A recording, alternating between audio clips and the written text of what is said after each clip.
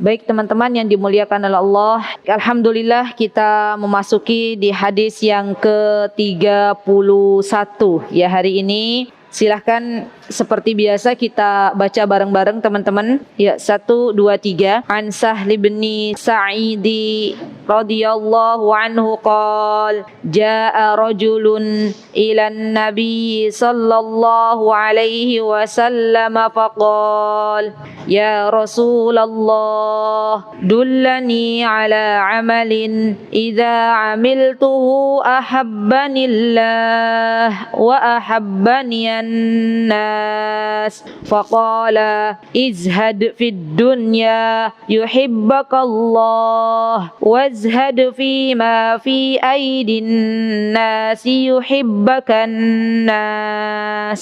Masya Allah, hadis ini adalah sebuah pesan dari Nabi kita Muhammad sallallahu alaihi wasallam untuk kita berbekal atau bagaimana cara pandang kita memandang dunia.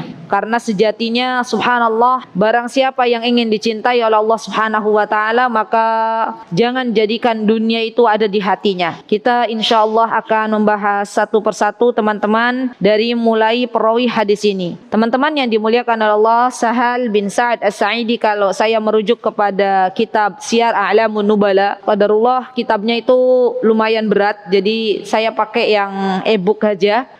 Dan teman-teman boleh punya kitab Syiar A'lamun Nubala, kalau enggak cari di internet ada. Ya, di internet ada kitab Syiar A'lamun Nubala, itu bagus ya, kitab yang berkisah atau di situ di dalamnya ada banyak biografi para sahabat ridwanullahi alaihim dan juga ulama-ulama generasi setelahnya. Ya, baik. Sahal bin Sa'ad bin Malik, namanya Sahal bin Sa'ad bin Malik, bapaknya namanya Sa'ad, anaknya namanya Sahl tadi ya, Sahl bin Sa'ad bin Malik. Beliau adalah dari kalangan sahabah, minas sahabah. Kunia beliau Abul Abbas, dan ayahnya beliau Sa'ad juga termasuk dari sahabah, ya, termasuk dari sahabat. Jadi dua-duanya subhanallah Sahal sahabat, ayahnya yang bernama Sa'ad juga sahabat. Wa kana abuhu minas sahabatil ladina tuwafu fi hayatin Nabi sallallahu alaihi wasallam. Jadi ayahnya Sahal ini teman-teman adalah sahabat Nabi kita Muhammad sallallahu alaihi wasallam, dan beliau wafat pada waktu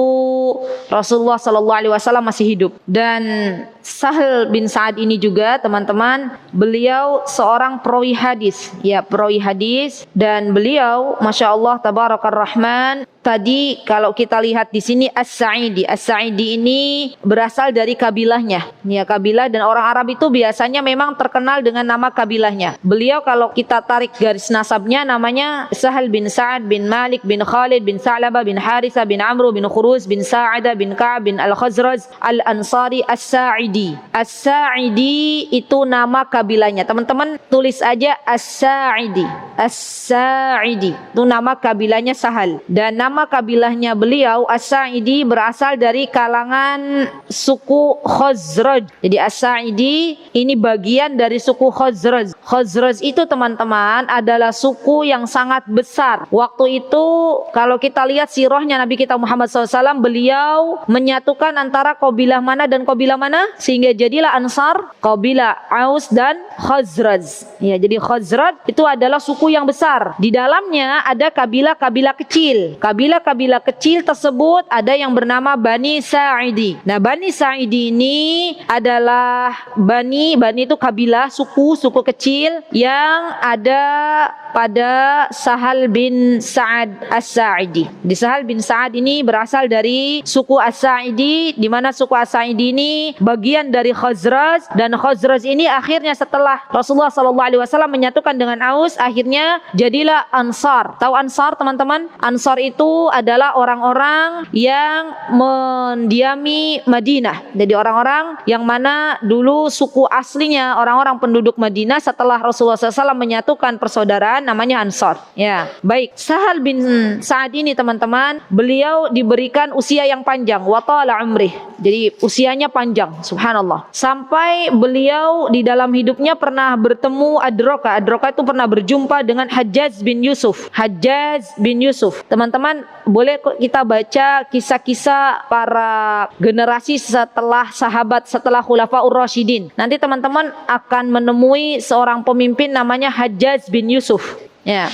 Beliau, teman-teman, tazawwaja Sahal bin Sa'ad 15 imra'ah wa yarwi annahu haddara marratan walima fa kana fiha 9 min mutallaqatihi falamma kharaj waqafna lahu wa qulna kaifa anta ya Abul Abbas qara'tu ala Yahya bin Ahmad bin Saghar kana yaqulu law a'lamu annaka tandurini la'atantu fi 'ainik. Baik, jadi dulu Sahal itu teman-teman karena usianya panjang ya, beliau memiliki istri, istrinya meninggal, nikah lagi, istrinya meninggal, nikah lagi, sampai beliau punya 15 istri. 15 istri itu enggak dinikahi semua. Ya, ada yang meninggal, ada yang dicerai ya, karena usianya yang begitu Masya Allah panjang ya, Masya Allah. Beliau juga termasuk orang Ansar yang berbaiat kepada Nabi kita Muhammad SAW. Dan beliau juga adalah sahabat yang pernah menghadiri perang Tabuk. Dan beliau termasuk sahabat yang waktu itu ikut sholat di Masjid Quba. Teman-teman pernah dengar gak kisah bahwa kaum muslimin itu pernah sholat di Masjid Quba? Kiblat pertamanya kaum muslimin itu kemana? Ke arah mana?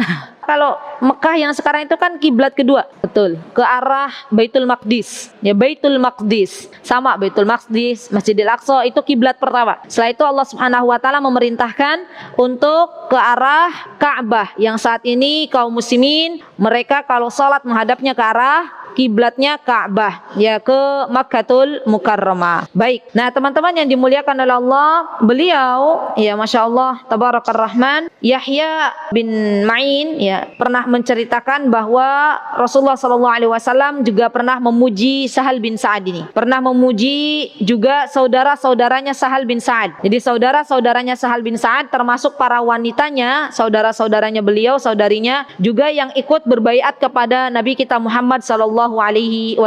Ya Masya Allah. Bahkan Sahal bin Sa'ad ini adalah sahabat yang terakhir wafat di kota Madinah. Subhanallah. Ya, karena beliau usianya panjang, beliau adalah orang yang terakhir wafat di kota Madinah. Di antara saudari beliau, teman-teman yang terkenal, ada namanya Sa'ad bin Sa'ad. Anak saudara beliau ada namanya Sa'ad, bapaknya Sa'ad lagi. Sa'ad bin Sa'ad. Itu teman-teman jangan kaget. Orang Arab itu biasa menamai anak-anaknya dengan nama kakeknya misalnya. Saya kan pernah bilang, kami itu pernah bertetangga dengan seorang orang Yaman, namanya Muhammad, bapaknya namanya Abdul Latif, kakeknya namanya Muhammad, ke atasnya lagi namanya Abdul Latif. Jadi Muhammad bin Abdul Latif bin Muhammad bin Abdul Latif.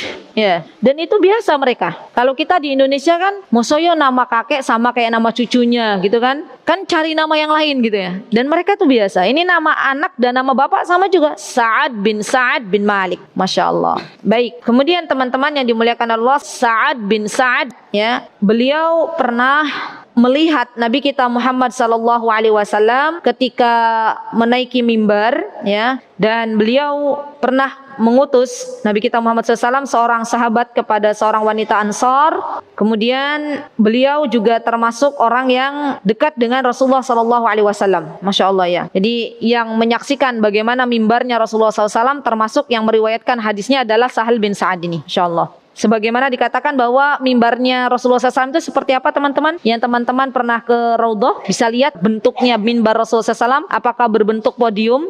Apa bentuknya? Tangga. Ya, subhanallah. Dan saya berdoa di kesempatan yang berbahagia ini, mudah-mudahan teman-teman semua yang belum pernah ke Raudhah, mudah-mudahan Allah berikan kesempatan untuk datang ke Raudhah. Mudah-mudahan teman-teman yang belum berkesempatan untuk mengunjungi Masjid Nabawi, Allah berikan kesempatan untuk bisa berkunjung ke Masjid Nabawi. Dan mudah-mudahan bagi teman-teman yang belum berkesempatan untuk ke Masjidil Haram, mudah-mudahan besok Allah panggil ke Masjidil Haram. Amin, Allahumma amin. Jadi subhanallah, kalau kita kita lihat teman-teman di Masjid Nabawi itu, nanti kalau teman-teman ke sana akan mendapati bagaimana bentuk mimbarnya Rasulullah SAW. Dan memang yang disunahkan sesuai dengan petunjuk Nabi kita Muhammad SAW, mimbar yang biasa dipakai untuk khatib biasa Jumat itu seharusnya yang pakai tangga, bukan yang podium. Ya, podium itu biasanya mengambil dari kebiasaan orang-orang barat. Kalau berbicara kan pakainya podium ya. Nah, kalau Rasulullah SAW itu pakai tangga. Ya, Masya Allah. Dan ini yang meriwayatkan hadisnya adalah Sahal bin Sa'ad.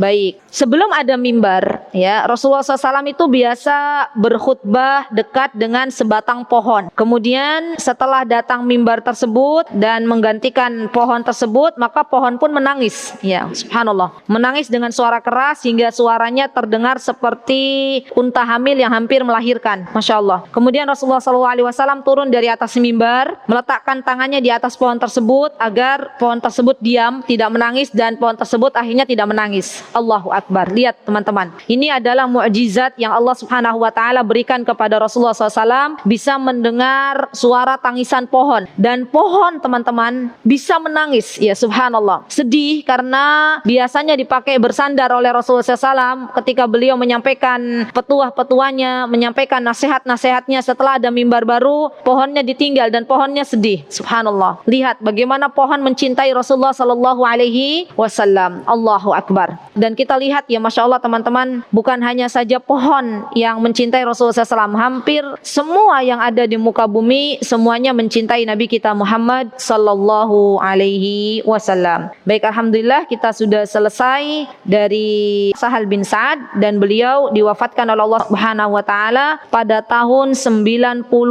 Hijriah. Lihat, 91 Hijriah, Rasulullah saja wafat tahun 11 Hijriah. Berarti berapa tahun setelah Rasulullah tidak ada? 80 ya.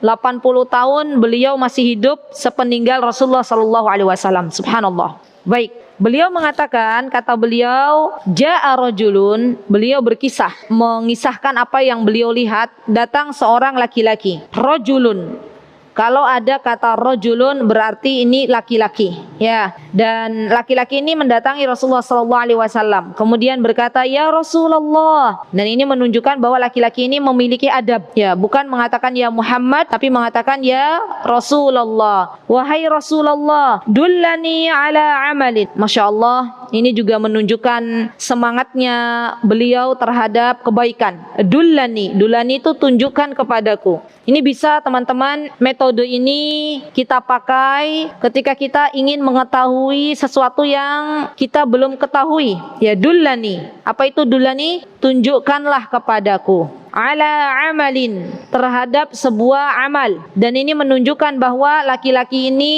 bersemangat dalam beramal salih, ya, mengejar akhirat. Yang ditanya bukan tunjukkan kepadaku kebun kurma, tunjukkan kepadaku harta-harta yang ada di Rasulullah sallallahu alaihi wasallam, tapi beliau menginginkan dullani ala amalin. Ya Rasulullah, tunjukkan kepadaku amal. Dan ini yang harusnya dimiliki oleh kita orang-orang beriman. Hendaklah kita mengetahui apa-apa yang telah diwajibkan oleh Allah dan Rasulnya. Tunjukkan kepadaku wahai Ustadz, misalnya, amal-amal saleh yang bisa memasukkanku ke surganya, misalnya. Kalau ada seseorang bertanya demikian, artinya dia adalah orang yang bersemangat untuk mengejar surganya Allah Subhanahu wa taala. Subhanallah. Apa yang ditanyakan laki-laki ini teman-teman? Ya Rasulullah, dullani ala amalin idza amiltuhu. Kalau saya melakukan amalan ini, ahabbani Allah, maka Allah akan mencintaiku. Subhanallah. Ibu-ibu, di antara ibu-ibu yang hadir di sini, ada enggak yang ingin dicintai oleh Allah? Siapa yang pengen dicintai oleh Allah? Insyaallah ya. Kita tuh pengen dicintai oleh Allah. Allah kalau sudah cinta kepada hambanya teman-teman, maka Allah akan menunjukkan kita ke arah mana langkah kaki kita. Allah akan menunjukkan kepada kita, Allah jaga pendengaran kita untuk mendengar hal-hal yang baik saja yang Allah ridai. Allah jaga pandangan kita agar tidak terjerumus ke dalam apa-apa yang Allah haramkan. Subhanallah, itu kalau Allah sudah cinta. Ya, Masya Allah. Dan Allah kalau sudah cinta kepada hambanya, ketika Allah berikan ujian, Allah berikan kekuatan kepada hamba tersebut. Subhanallah. Bukan tidak berikan ujian, karena semakin Allah mencintai hambanya, itu biasanya ujiannya semakin berat. Tapi dengan itu Allah kuatkan hamba tersebut. Subhanallah. Dan ini bukti cintanya Allah Subhanahu wa taala kepada hambanya. Baik. Bukan hanya mendapatkan cintanya Allah kalau mengerjakan amalan ini, namun juga mendapatkan cintanya manusia. Wa ahabbaniyan nas, dan mendapatkan cintanya manusia. Manusia cinta kepadanya. Kira-kira amal apa itu? Ya, ini kayak tebak-tebakan ya. Jadi amal apa kalau kita melakukan amalan ini Allah dan Rasulnya cinta? Masya Allah, dijawab oleh Rasulullah SAW. Faqala izhad fid dunya. Izhad, zuhudlah kepada dunia. Nanti kita akan belajar definisi zuhud yang sebenarnya itu seperti apa. Karena ada banyak di antara kita yang mengartikan zuhud itu misalnya memakai baju yang sudah compang-camping misalnya. Nah, kita akan belajar lebih dalam apa itu zuhud secara hakiki ya. Yuhibbakallah, kalau zuhud terhadap dunia maka engkau akan dicintai oleh Allah Subhanahu wa taala. Wazhad fima fi aidin nas, dan zuhudlah terhadap apa-apa yang ada di tangan orang lain. Yuhibbakan nas, maka manusia akan mencintaimu. Baik, kita akan belajar sedikit demi sedikit teman-teman, bahwa dalam hadis ini berbicara 2 poin penting. Poin pertama, bahwa kita hendaklah memiliki sikap zuhud terhadap dunia ini ya. Jadikan dunia ini di tangan kita, bukan di hati kita ya. Subhanallah, dunia itu teman-teman sejatinya semakin dikejar, dia semakin cepat lari dari kita. Ya, kalau kita balikkan diri kita, kita tidak mengejar dunia, dunia yang akan mendatangi kita. Imam Ibnul Qayyim mengatakan bahwa dunia itu seperti bayangan, semakin dikejar dia semakin lari. Semakin kita balikkan badan kita, maka dunia tersebut akan mengikuti kita. Subhanallah. Dan ketahuilah teman-teman bahwa dunia itu di mata Allah Subhanahu wa taala tidak ada harganya. Pernah suatu hari Rasulullah sallallahu alaihi wasallam membawa para sahabatnya ke pasar, dan ketika melewati pasar ditemukan anak kambing. Anak kambing sudah dalam keadaan mati, dan anak kambing tersebut teman-teman memiliki telinga yang kecil. Jadi cacat, sudah jadi bangkai. Bisa dibayangkan enggak peristiwanya? Jadi Rasulullah SAW dengan para sahabatnya berjalan melewati pasar, ketemu sama bangkai kambing. Bangkai kambingnya itu telinganya cacat, telinganya kecil. Terus Rasulullah memegangi telinga tersebut dan mengatakan kepada para sahabatnya, siapa yang mau membeli telinga batang kambing ini, bangkai kambing ini, 1 dirham, siapa yang mau beli? Kira-kira jawaban para sahabat apa? Atau ibu-ibu, kalau saya tawarkan ada bangkai kambing di sini misalnya, ya yang mana kambingnya itu telinganya cacat, tuh saya tawarkan kepada ibu-ibu, saya lelang. Siapa yang mau membeli telinga bangkai kambing ini? Ada yang mau beli nggak? 1000 aja. Ada yang mau beli nggak? Apa jawaban Bunda Najmi? Telinga cacat lagi. Terus buat apa saya beli gitu ya? Kira-kira begitu ya? Berarti nggak mau beli nih? Nggak ada ya? Kenapa kok nggak mau beli? Ya buat apa gitu kan? Nggak ada manfaatnya. Sudah cacat, kemudian bangkai lagi gitu ya. Udah cacat bangkai, kalaupun hidup juga mungkin mikir-mikir beli gitu ya. Subhanallah. Apa kata Rasulullah SAW? Kata Rasulullah SAW, demi Allah, ini menjadi catatan bagi kita semuanya. Wallahi, lau kana hayyan kana aiban fihi li'annahu asak. Kata Rasulullah SAW, kalau kambing ini hidup, maka sungguh kambing ini cacat, apalagi fakaifa wa huwa mayit, apalagi dia sudah dalam keadaan mayit, dalam keadaan bangkai. Kemudian Rasulullah mengatakan wallahi, wallahi ini teman-teman maksudnya adalah sumpah untuk mentaukid, untuk menguatkan, demi Allah ya. Jadi Rasulullah tuh pengen para sahabat itu benar-benar fokus atas perkataan Rasulullah SAW, demi Allah, ladunya ahwanu ala Allahi min hadza alaikum. Subhanallah. Kata Rasulullah SAW, wallahi demi Allah, dunia itu lebih hina daripada telinga bangkai kambing ini. Subhanallah. Allahu Akbar. Jadi teman-teman, ternyata dunia itu di hadapan Allah Subhanahu wa taala hina. Teman-teman ada yang pernah tahu nggak kenapa sih dunia disebut dunia? Berasal dari kata apa itu? Dunia. Dari kata dana. Dana itu rendah. Dana itu rendah, hina. Ya. Orang kalau sudah bisa memahami dunia itu seperti apa, maka dia hanya akan mengambil secukupnya saja. Bukan kita tidak boleh mengambil dunia, teman-teman. Karena kita pun diperintahkan oleh Allah Subhanahu wa taala untuk memperhatikan nasibaka minad dunya, untuk memperhatikan nasib kita di dunia. Apa-apa yang ada di dunia boleh kita ambil secukupnya. Apa? Secukupnya dengan kaidah-kaidah yang berlaku. Kalau ada orang saya nggak mau ambil dunia, saya maunya zikir aja di masjid, saya maunya baca Quran saja di masjid, dan dia berharap dari pemberian orang lain, apakah itu diperbolehkan, teman-teman? Tidak, karena Islam tidak mengajarkan meminta-minta. Islam mengajarkan orang untuk bekerja, untuk mencari. Tapi jangan jadikan dunia itu adalah sesuatu yang kita kejar. Karena kalau kita mengejar dunia nggak ada puasnya. Subhanallah. Ibu-ibu pengen beli baju yang paling tren, sekalipun tren lagi tren, ibu-ibu beli baju. Itu dunia ya. Ibu-ibu sudah beli baju, kira-kira kesenangannya itu akan lama atau sebentar saja. Mungkin dipakai kok bagus ya depan cermin. Ih bagus bajunya gitu ya. Itu paling bertahan sebulan 2 bulan. Ya. Setelah itu ganti lagi, ada tren lagi, baju lagi. Beli lagi. Lama nggak senengnya?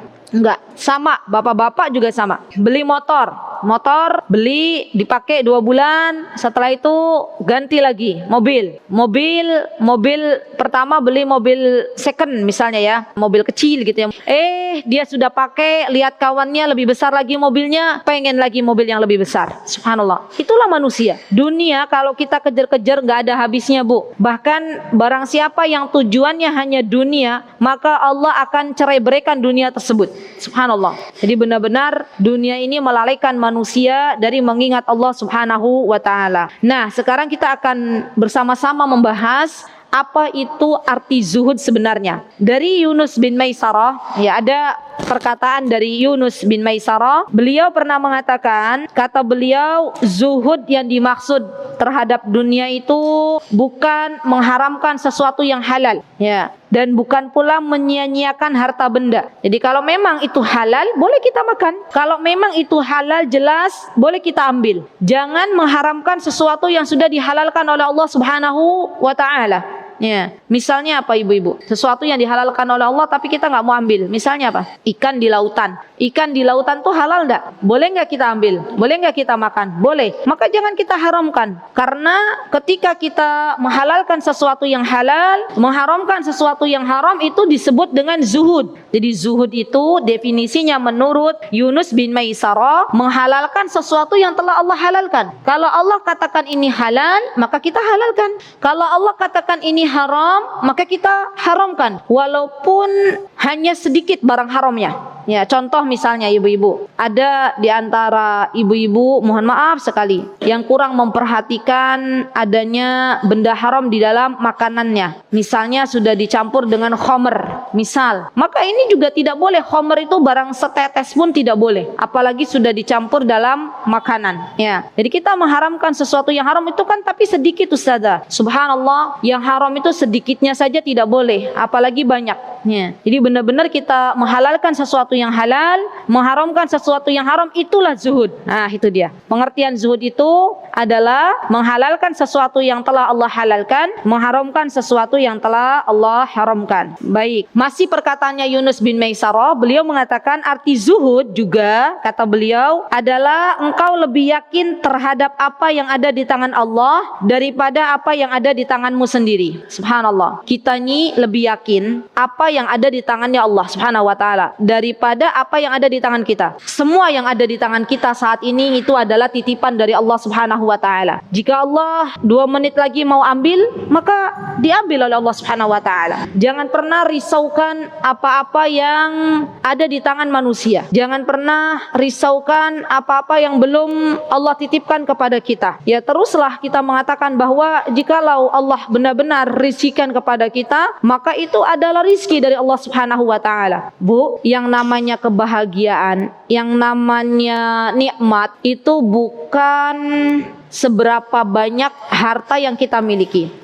Saya pernah dengar kisah seseorang, bahkan kami juga melihat guru kami itu di Yaman, kalau tidur ibu-ibu, Masya Allah, Tabarakar Rahman, beliau bisa beli kasur yang empuk. Beliau bisa, ya, Masya Allah, Tabarakar Rahman. Kasur yang mungkin bagi kita itu mahal, ya, Masya Allah, beliau, Allah mampukan itu untuk beli. Tapi beliau, teman-teman, memang tidak merasakan nikmat kalau tidur di kasur empuk itu. Kata beliau, saya lebih nikmat tidur di atas selimut. Dan yang mengatakan itu istri-istri beliau. Ya, beliau punya 3 istri, Masya Allah, rukun, aman, sakinah, mawaddah warahmah. Saya kalau bercerita ini, ibu-ibu kayaknya nggak percaya, masa ustazah 3 istri kok rukun gitu ya. Dan memang keadaannya begitu. Kita lihat itu 3 istri tinggal dalam rumah yang kalau orang Arab kan dibentengin gitu ya ibu-ibu ya, dibentengin, dan satu dapur, beda rumah aja ya, satu dapur. Beliau istri pertama juga bilang kalau Syekh itu ada di tempat kami, tidurnya di bawah, di selimut ditumpuk, udah tidur di situ. Iya, Masya Allah. Padahal beliau itu anak-anaknya dibelikan kasur yang empuk-empuk, tapi memang beliau merasakan tidur di selimut itu lebih nikmat. Saya pernah mengatakan, bertanya kepada istri beliau, ya kepada istrinya, saya kenapa, apa alasan saya itu tidur di situ? Katanya lebih mudah untuk bangun malam. Masya Allah. Dan itu beliau merasakan itu, Masya Allah, nikmat. Ya itulah zuhud. Ya bukan berarti zuhud itu akhirnya nggak mau beli kasur empuk. Ya kalau memang ibu-ibu merasakan nikmat di kasur empuk, ya nggak apa-apa. Asal jangan sampai kasur empuk itu melalaikan ibu-ibu dari yang namanya sholat wajib. Ya tetap kita ada porsinya masing-masing. Ada porsi tidur untuk istirahat, ada porsi untuk beribadah. Baik. Kemudian teman-teman yang dimuliakan Allah Subhanahu Wa Taala, zuhud juga pernah dijelaskan oleh Al Hasan Al Basri rahimahullahu ta'ala. Apa kata Al-Hasan Al-Basri? Orang yang zuhud itu adalah orang yang apabila melihat orang lain dia berkata, dia lebih baik daripada aku. Subhanallah. Jadi ini termasuk zuhud. Saya melihat Bu Uli misalnya, terus saya katakan kepada diri saya, wahai Aziza, Bu Uli itu dakwanya lebih baik daripadamu. Nah, menurut Hasan Al-Basri ini sudah dikatakan zuhud. Jadi tidak meremehkan orang lain, tidak menganggap rendah orang lain. Ini namanya zuhud. Subhanallah. Dan kita tidak boleh teman-teman yang namanya sombong barang sedikit pun. Jangan pernah kita mengatakan, saya sudah lama hijrah, saya sudah lama menuntut ilmu, dia baru kemarin hadir di majelis ilmu. Bisa jadi dia pertama hadir, langsung Allah berikan nikmat keberkahan ilmu, akhirnya mengamalkan. Berarti lebih baik daripada kita yang sudah lama hadir di majelis ilmu tapi nggak mengamalkan ilmu tersebut. Subhanallah. Bahkan kalau kita pengen lebih tenang teman-teman, tidak mudah meremehkan orang lain. Kalau kita melihat orang yang lebih tua dari kita, kita katakan, ya diantaranya Fudail bin Iyad memberikan tips, kalau ada orang yang lebih tua kita katakan, oh Masya Allah, orang yang lebih tua ini, orang yang lebih sepuh ini lebih banyak amal solihnya karena dia hidup lebih lama daripada saya. Kalau kita melihat anak muda, kita katakan, oh Masya Allah, anak muda ini hidupnya lebih sedikit dosanya daripada saya. Ya, ini cara agar kita tidak mudah meremehkan orang lain. Dan disinilah yang disebut dengan zuhud menurut Hasan Al-Basri rahimahullahu ta'ala.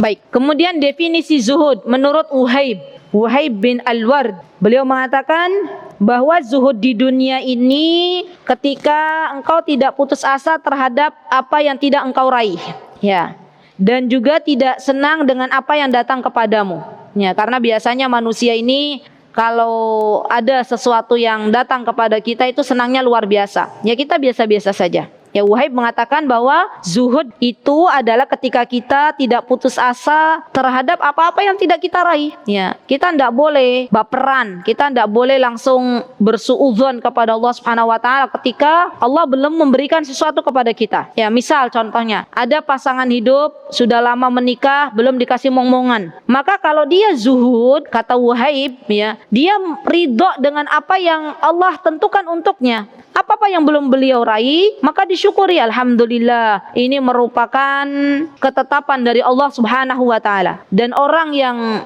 berusaha untuk menerima ridho terhadap ketetapan Allah itu hatinya mudah tenang, ya, hatinya lebih tenang. Dia akan lebih mudah sehat daripada orang yang senantiasa berputus asa ketika tidak bisa diraih apa yang menjadi targetnya. Jadi teman-teman, mentarget sesuatu itu boleh, tapi Kalau ternyata kita tidak bisa mengejar target yang sesuai dengan apa yang kita targetkan, tidak membuat akhirnya kita jauh dari Allah, ya tetap berarti Allah menjadikan hari ini kita sampai di angka 10 misalnya, walaupun target kita 12, ya. Maka kita berkatakan kepada Allah Subhanahu wa taala, alhamdulillah. Kita itu hanya ada dua perkataan, teman-teman.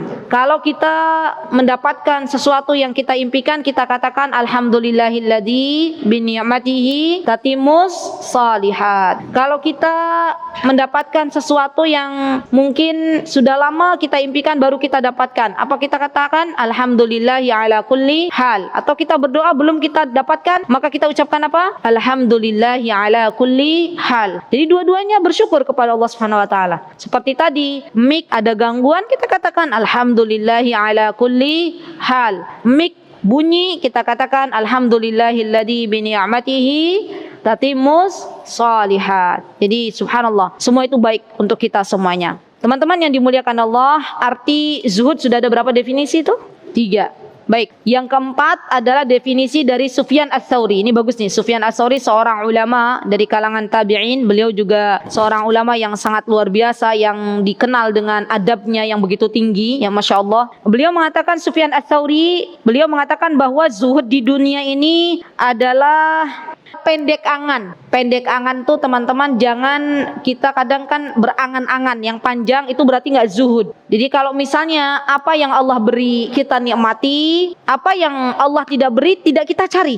Ya. Kita itu boleh kok, Allah kasih kita pakaian, kemudian kita pakai pakaian ini sebagai tanda bersyukur kepada Allah Subhanahu wa taala. Dan jangan cari sesuatu yang belum Allah berikan. Seandainya Allah kasih kita baju yang merek ini, padahal itu belum Allah kasih. Nah, ini yang tidak boleh. Jadi zuhud itu menerima apa yang Allah berikan saat ini. Jangan berangan-angan. Jangan seandainya.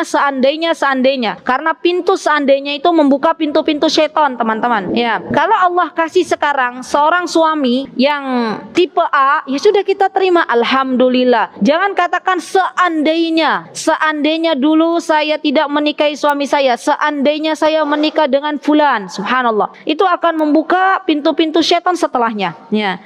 Jadi bersyukurlah apa yang telah Allah berikan kepada kita dan janganlah memanjangkan angan-angan kita. Baik. Kemudian para ulama salaf rahimahullahu taala, mereka membagi zuhud ini ke dalam beberapa bagian. Baik, di antaranya mereka mengatakan bahwa zuhud yang paling utama, jadi ada yang paling utama, ada yang pertengahan, ada yang level 3. Yang level pertama ini, teman-teman, bagian pertama adalah zuhud di mana dia menjauhi, menyekutukan Allah Subhanahu wa taala, menjauhi dari menduakan Allah Subhanahu wa taala. Apa-apa yang membuat Allah murka, apa-apa yang masuk ke dalam menyekutukan Allah Subhanahu wa taala, dia jauhi. Berarti dia sudah zuhud di level tertinggi, Masya Allah. Dan ini teman-teman, banyak di antara kita, mohon maaf sekali, dalam bulan Muharram ini, atau kita biasa sebut dengan bulan apa?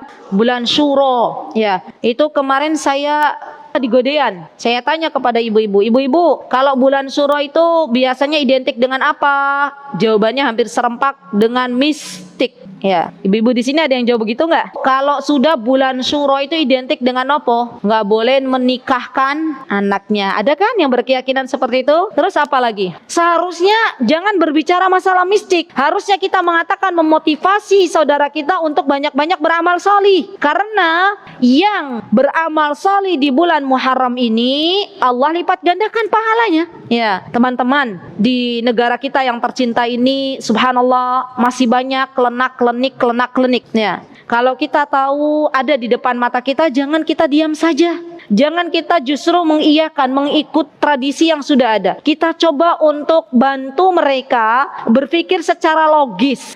Jadi subhanallah teman-teman, secara logis saja, secara akal itu nggak masuk akal. Ya. Maka jangan sampai kita beragama tuh cuma ikut-ikutan. Karena ketika kita tidak meyakini itu semua, berarti kita sudah zuhud. Zuhudnya di level tertinggi, subhanallah. Baik, zuhud yang kedua, di level yang kedua adalah zuhud terhadap apa-apa yang Allah halalkan, ya, dan meninggalkan apa-apa yang Allah haramkan. Ini zuhud level 2. Baik, dan di level yang ketiga adalah zuhud yang mana kita mengambil sesuatu yang bisa mencukupkan diri kita dari sesuatu yang halal tersebut. Yang cukup tuh level terendah. Kalau level 2 itu kita menjauhkan apa-apa yang haram, kita tinggalkan, apa-apa yang halal kita ambil, tapi nggak ada batasannya. Nah, level yang terendah, yang ketiga adalah kita mengambil sesuatu yang halal sebatas untuk kecukupan diri kita. Sekarang saya mau tanya, kalau ada orang punya anak 4, punya anak 5 misalnya, terus dia butuh mobil, beli mobil, apakah dia disebut orang yang zuhud atau tidak? Tergantung mobilnya. Ya misalnya mobil umum, ya misalnya dia kan butuh mobil. Karena kalau naik motor anaknya 5, bisa dibayangkan teman-teman, satu di depan sama bapaknya, ya, satu lagi di tengah, satu digendong di belakang, satu di depan, satu lagi di mana? Ya wallahu ta'ala alam, kalau semuanya pas di bawah, ya kan? Nah maka dia butuh mobil misalnya, minta sama Allah, ya Allah saya butuh mobil. Allah kasih, berikan kemampuan dia untuk beli mobil. Ini zuhud nggak orang ini? Zuhud. Kenapa zuhud? Karena dia butuh, sudah cukup. Selagi mobil itu bisa membawa anak-anaknya, maka zuhud. Termasuk di antara yang zuhud teman-teman, kalau beli mobil, niatkan bukan hanya dipakai untuk diri sendiri, tapi diniatkan bahwa nanti saya beli mobil ini boleh dipakai, silakan. Barangkali ada yang sakit, boleh pakai mobil saya, ya misalnya mau kemana, atau misalnya ada orang mau pengajian, nggak ada kendaraan, boleh juga pakai mobil ini. Dan itu disebut juga sebagai zuhud. Jadi zuhud itu teman-teman jangan diartikan orang hanya ngontel sepeda, oh dia zuhud. Jadi itu adalah pengertian yang sangat dangkal. Di orang punya mobil, kalau memang dia butuh mobil tersebut, misalnya untuk berdakwah, untuk membawa anaknya, untuk birrul walidain, itu semua diartikan dengan zuhud. Baik. Kemudian di sini ada yang membagi bahwa manusia ini di dunia terbagi menjadi 2 bagian. Ya, yang pertama, ya masya Allah, ini bagus sekali kitabnya. Kalau teman-teman punya kitabnya bagus, ya masya Allah. Yang pertama adalah orang yang mengingkari adanya pahala dan hukuman bagi hamba-hambanya setelah di dunia ini. Orang yang mengingkari adanya pahala dan hukuman bagi hamba-hambanya setelah di dunia ini. Jadi mereka tidak meyakini bahwa apa yang mereka lakukan di dunia ini nanti dibalas oleh Allah Subhanahu wa taala. Mereka mengingkari adanya hari pembalasan. Mereka mengingkari adanya hari kebangkitan. Ini orang yang pertama, ya.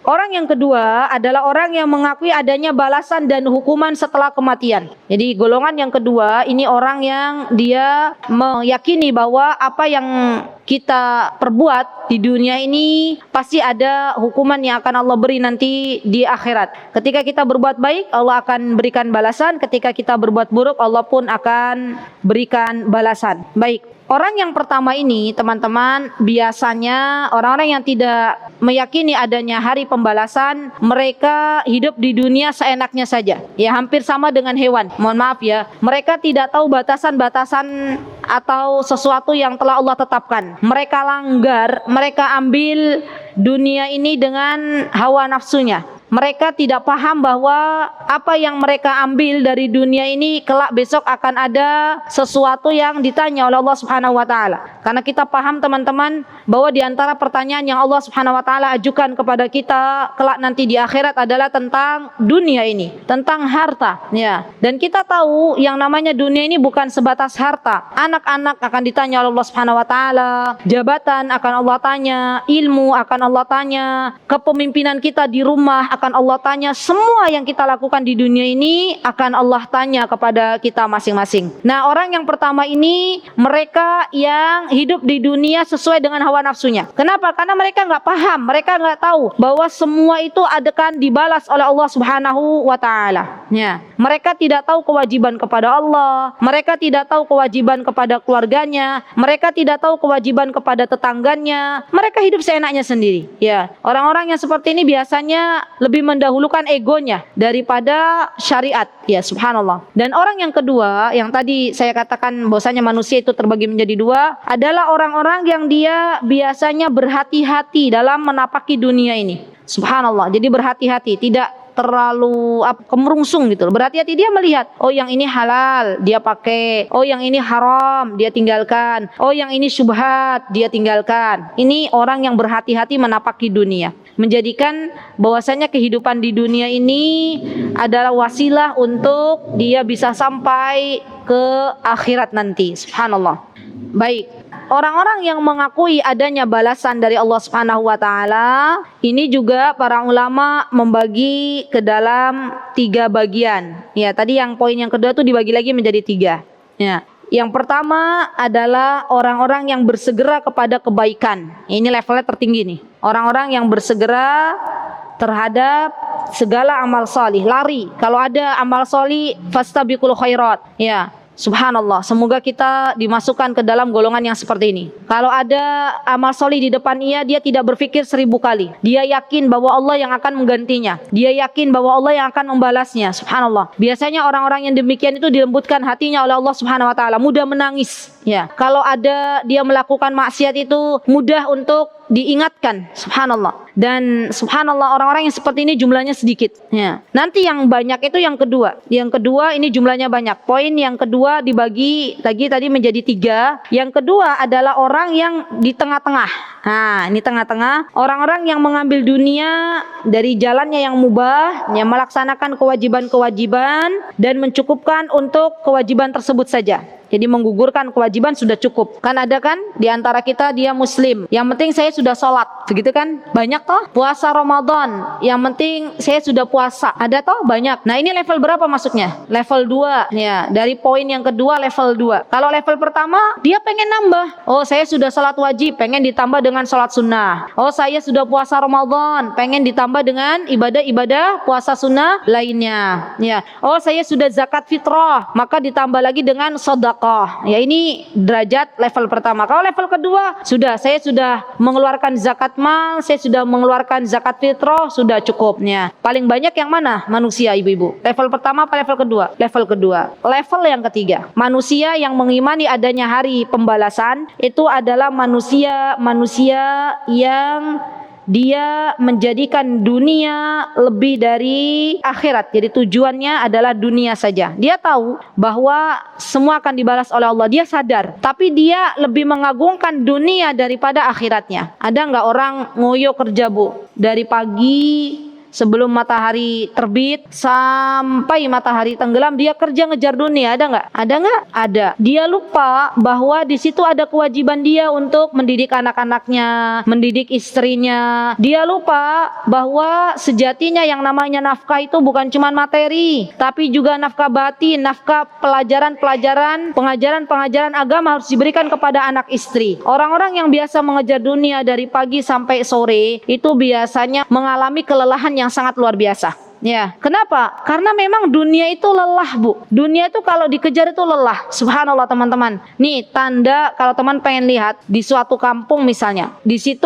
orangnya seperti apa? Apakah mereka lebih senang mengejar dunia atau lebih senang mengejar akhirat tuh bisa dilihat dari masjidnya. Kalau sholat subuh masjidnya penuh, ya, berarti insya Allah orang sekampung itu baik, ya enggak? Karena dia memprioritaskan sholat subuh. Tapi kalau sholat subuh cuma ada satu shaf, itu dipertanyakan. Coba ibu-ibu, sekarang keluar deh di jalan raya, lebih rame mana? Waktu subuh atau waktu jam kerja? Waktu jam kerja. Padahal harusnya lebih rame mana? Subuh. Kalau ibu-ibu ada di kota Makkatul Mukarramah, kira-kira musim panas sekarang lebih rame mana? Waktu subuh atau waktu-waktu jam 9, jam 10? Subuh, ya. Karena mereka mengejar, tahu bahwa kemuliaan waktu pagi itu jauh lebih baik. Salat subuh itu salat yang disaksikan oleh malaikat. Subhanallah. Dan keadaannya, Bu, ya ini gini loh, dunia itu. Semakin orang sibuk dengan dunia, maka semakin Allah tidak kasih. Semakin orang sibuk dengan apa yang diwajibkan oleh Allah, Allah kasih. Contoh real ya, Bu ya. Misalnya, simbah-mbah kita zaman dulu dengan kehidupan anak-anak muda zaman sekarang, kira-kira masalah dunianya lebih enak mana? Atau pertanyaannya lebih gini lagi. Untuk kondisi tempat tinggal, gitu aja ya.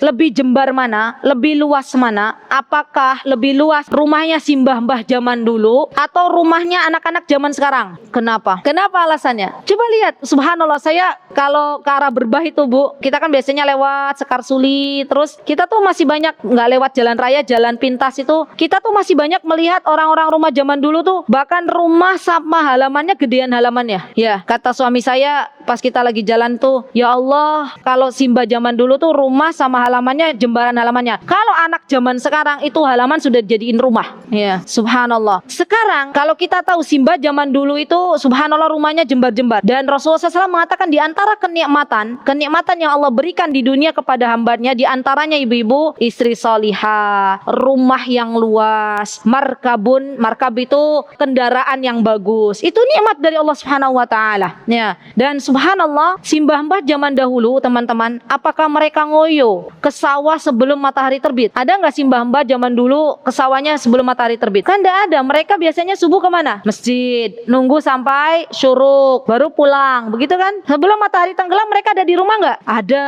Biasanya petani pulang itu 4:30 ya. 4:30 itu biasanya udah sampai rumah, ngopi-ngopi sama keluarganya, anak-anaknya dikumpulkan, dikasih wejangan-wejangan. Anak zaman sekarang banyak yang ngoyo, rumahnya sempit-sempit. Yang terjadi apa, Bu? Nongki-nongki, ya kan? Zaman sekarang kan banyak kan orang nongkrong-nongkrong. Pernah suatu hari admin kami tuh bertanya ya kepada anak muda. Admin kami anak-anak muda juga. Untuk apa sih Mas nongkrong-nongkrong? Dijawab oleh anak muda zaman sekarang, untuk menikmati hidup. Katanya untuk menikmati hidup. Ya subhanallah. Jadi beda sekali antara zaman dulu dengan zaman sekarang. Yakinlah Bu, kalau satu penduduk kampung itu bertakwa kepada Allah, maka Allah akan kasih dunia. Ya subhanallah. Ibu-ibu pernah lihat di kota Mekah? Itu kira-kira di kota Mekah itu gunungnya gunung subur atau gunung batu? Yakin gunungnya batu. Kalau secara logika manusia gunung batu, apa yang dihasilkan dari gunung batu? Ya kan? Tapi subhanallah, Allah yang menggiring manusia datang ke situ, dan akhirnya terjadilah perputaran ekonomi. Hotel di mana-mana tumbuh, dan Allah kasih subhanallah penduduk kota Makkah dengan penuh kesejahteraan. Dan ini doa Nabi Ibrahim alaihissalam. Subhanallah. Jadi kuncinya di situ. Kalau kita semakin bertakwa kepada Allah, maka dunia datang, dia sudah tidak lagi mau dengan dunia. Suami saya pernah punya teman, ibu-ibu pernah nggak saya bilang ke ibu-ibu,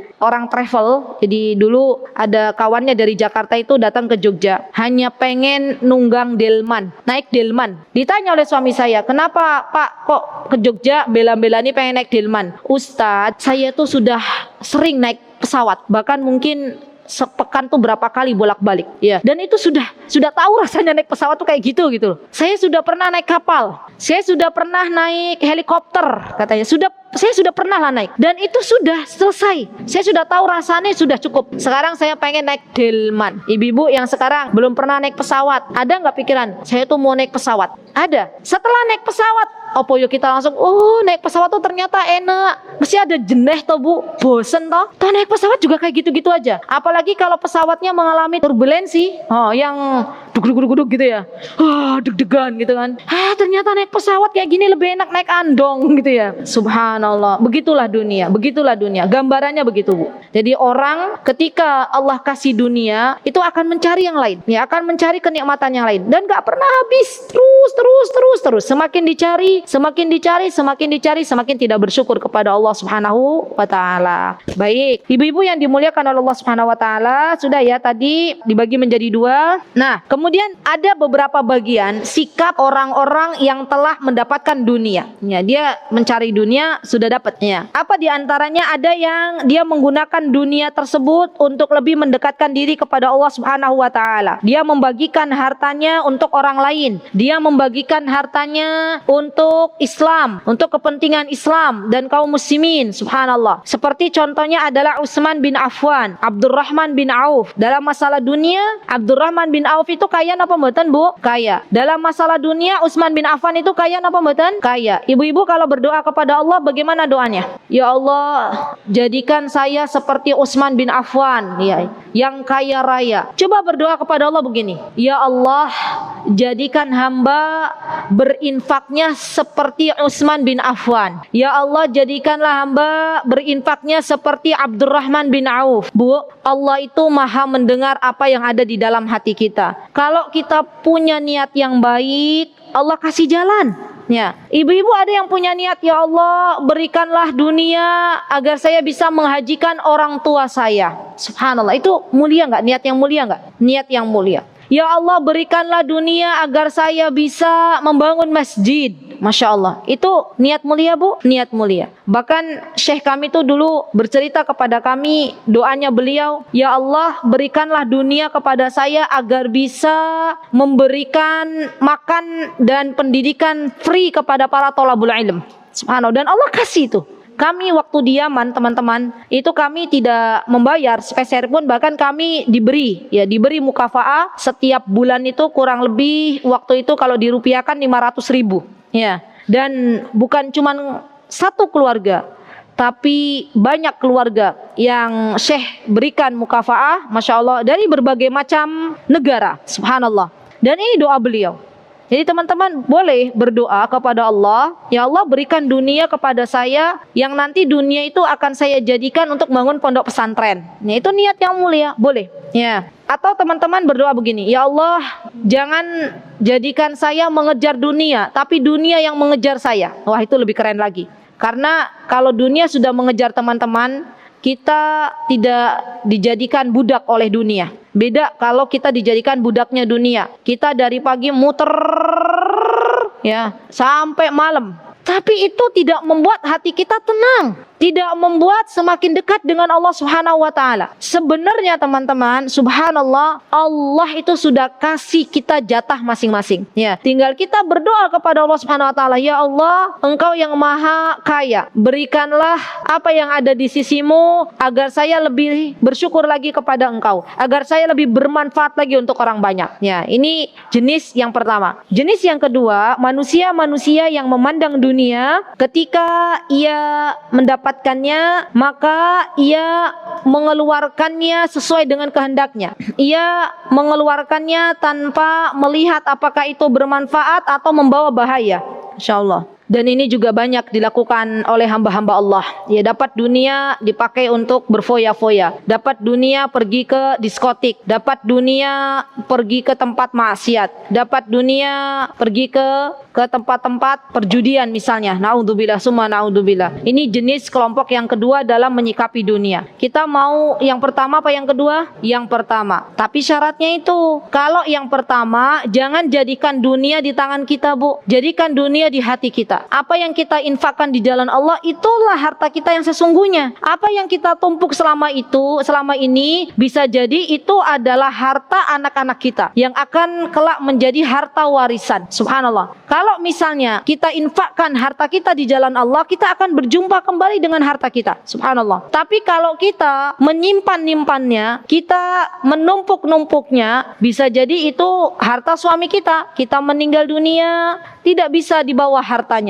Subhanallah, orang yang cerdas itu orang yang dia tahu bahwa dunianya, hartanya harus dibawa mati. Apa yang dia lakukan? Menginfakkan harta tersebut di jalan Allah Subhanahu wa taala. Dan lebih kerennya lagi ibu-ibu, nggak ada judulnya orang yang hobi berinfak semakin miskin. Ada nggak? Pernah nggak ibu menemukan itu? Orang yang semakin jor-joran infak, ya, semakin banyak infaknya semakin miskin. Ada nggak? Berarti ketika ada kemudahan, Allah kayakan, Allah berikan rizki. Yang namanya rizki tuh Bu, mindset kita tuh jangan cuman uang. Rizki ketika urusan kita dimudahkan, itu juga rizki. Ketika anak-anak kita disolihkan oleh Allah, itu juga rizki. Ketika suami kita mau baca Al-Quran, itu juga rizki. Ketika suaminya Ummu Qurata semakin sayang ke Ummu Qurata, itu juga rizki. Masya Allah. Jadi rizki itu banyak macamnya. Ya, jangan hanya kita menganggap rizki itu bentuknya, dunia itu bentuknya uang saja. Tidak ya. Banyak rizki-rizki Allah yang lain yang mungkin jarang kita sadari. Baik. Nah, ibu-ibu yang dimuliakan oleh Allah, jadi sekali lagi bahwa yang namanya orang semakin ia merasa cukup dengan apa-apa yang Allah berikan, semakin qanaah, maka semakin dicintai oleh Allah Subhanahu wa taala. Karena ini akan memunculkan rasa berbaik sangka kepada Allah Subhanahu wa taala. Apapun yang Allah beri, dia terima. Alhamdulillah. Ada yang dia belum diberikan oleh Allah, maka dia tidak mencari apa yang belum menjadi amanahnya. Subhanallah. Yang kedua, ya, dari poin terbesar tadi kan zuhud dengan apa yang Allah berikan, qanaah, maka akan dicintai Allah. Yang kedua, kita itu tidak tidak lekas untuk iri, dengki terhadap orang lain. Kita tidak tergesa-gesa untuk memiliki sikap iri, dengki kepada orang lain. Ini juga semakin dicintai oleh manusia. Biasanya orang-orang yang dibenci oleh manusia adalah orang-orang yang dia senewan dengan apa yang telah Allah berikan kepada kita. Ya, Allah kasih ke A anak yang banyak. Terus si B dia bilang, enak banget kamu punya anak banyak, lah saya kok belum punya anak. Mboyo misalnya ngomong ke si A, ngomongnya, Mboyo anak sini kasih aja ke saya misalnya. Kan itu berarti dia tidak mensyukuri atas apa yang belum Allah kasih. Ya, dia menginginkan apa yang ada dalam diri manusia yang lain. Atau misalnya ada orang diberi oleh Allah mobil, dia belum dikasih mobil, dia bilang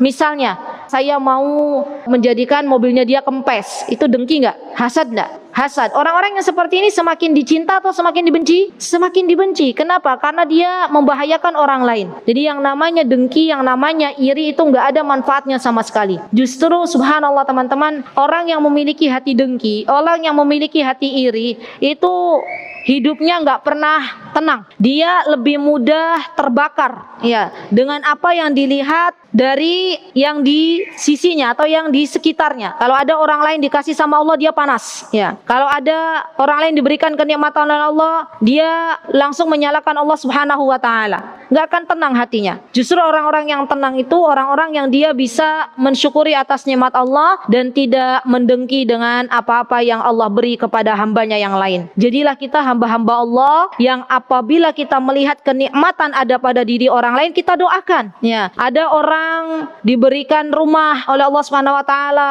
kita masih ngontrak, kita bilang ke orang yang diberikan rumah oleh Allah, alhamdulillah jeng derek bingah. Masya Allah, mugi rumahnya barokah. Kira-kira nih, orang yang punya rumah senang gak ke kita? Matur nuwun, jazakillah khair, sudah didoakan. Wa iyyaki, ya. Semoga Allah juga berikan keberkahan untukmu. Tapi kalau ada orang, misalnya ada orang dikasih rumah oleh Allah, dia masih ngontrak, tiba-tiba dia menghasut, memfitnah, wah dia punya tuyul misalnya, atau punya babi ngepet misalnya. Kira-kira orang yang suka memfitnah ini teman-teman, dibenci atau disenangi oleh orang lain? Dibenci, karena dia hasad, mulutnya gak pernah dijaga, memfitnah sana sini, subhanallah. Itu buktinya, subhanallah. Jadi apapun yang dirasakan oleh orang lain, kita ikut seneng, derek bingah. Kalau orang lain merasakan penderitaan, maka kita derek prihatin. Oh ya, Mbak, kulo derek prihatin nggih, gitu ya. Mugi-mugi misalnya gitu kan, langsung kita doain. Nah, lisan-lisan yang seperti ini yang harus kita biasakan. Mendoakan orang lain, teman-teman, itu tidak bisa diucapkan oleh orang yang ada hasad di dalam hatinya. Subhanallah. Padahal kita tahu yang namanya mendoakan orang lain itu gratis, ya enggak? Tapi tidak bisa terucap manakala hatinya dipenuhi dengan dengki terhadap saudaranya. Sering-seringlah kita mendoakan orang lain, karena sejatinya doa itu akan kembali kepada diri kita. Subhanallah. Malaikat akan mengamini doa kita. Amin. Semoga Allah juga memberikan itu kepadamu, dan semoga Allah mengabulkan apa yang kau doakan untuk saudaramu. Ya, siap ya ibu-ibu? Yuk kita minta kepada Allah agar Allah berikan kepada kita hati-hati yang lembut, hati-hati yang jernih, hati-hati yang bisa melihat mana yang benar, mana yang hak. Allahumma arinal haqqa haqqa warzuqna ittiba'ah, wa arinal batila batila warzuqna ijtinaba. Allahumma habbib ilainal iman wa zayyinhu fi qulubina wa karrih ilainal kufra wal fusuqa wal isyan waj'alna minar rasyidin. Aqulu qawli hadha wastaghfirullah li wa lakum wa akhiru da'wana anil hamdulillahi rabbil alamin. Wassalamualaikum warahmatullahi wabarakatuh.